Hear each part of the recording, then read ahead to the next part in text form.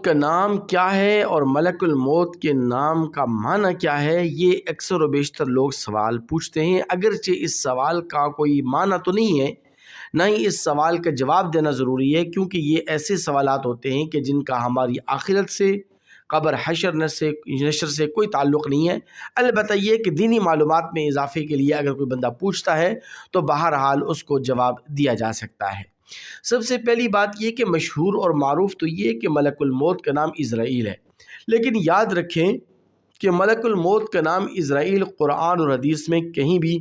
صراحتاً بیان نہیں ہوا ہے، اور قرآن اور حدیث کے اندر ملک الموت کا نام عزرائیل علیہ السلام نہیں آیا ہے۔ البتہ بعض آثار سے اور تابعین اور تبع تابعین کے اقوال سے پتہ چلتا ہے کہ ملک الموت کا نام عزرائیل ہے، جیسے کہ حضرت اشعث رحمۃ اللہ علیہ فرماتے ہیں کہ ایک مرتبہ حضرت ابراہیم علیہ السلام کی ملک الموت سے ملاقات ہوئی۔ سأل ابراہیم علیہ السلام ملک الموت علیہ و اسمہ عزرائیل، کہ ابراہیم علیہ السلام نے حضرت عزرائیل سے پوچھا، یعنی ملک الموت سے پوچھا کہ آپ کا نام کیا ہے، تو انہوں نے اپنا نام عزرائیل بتلایا ہے۔ اس کے علاوہ علامہ ابن کثیر رحمۃ اللہ علیہ، علامہ آلوسی رحمۃ اللہ علیہ، یہ دونوں حضرات یہ فرماتے ہیں کہ جمہور اہل علم کی تحقیق یہی ہے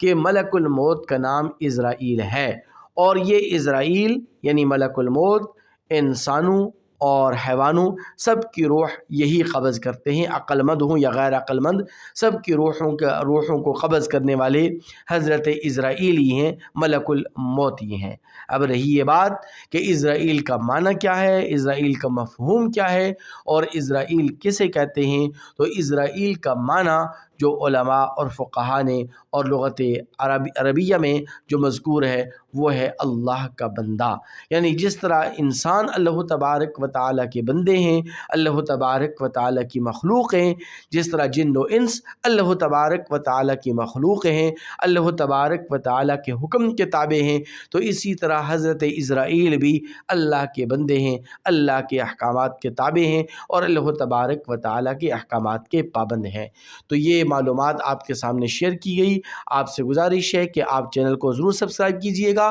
ویڈیو اچھی لگے تو اسے لائک اور شیئر بھی ضرور کر دیجئے گا۔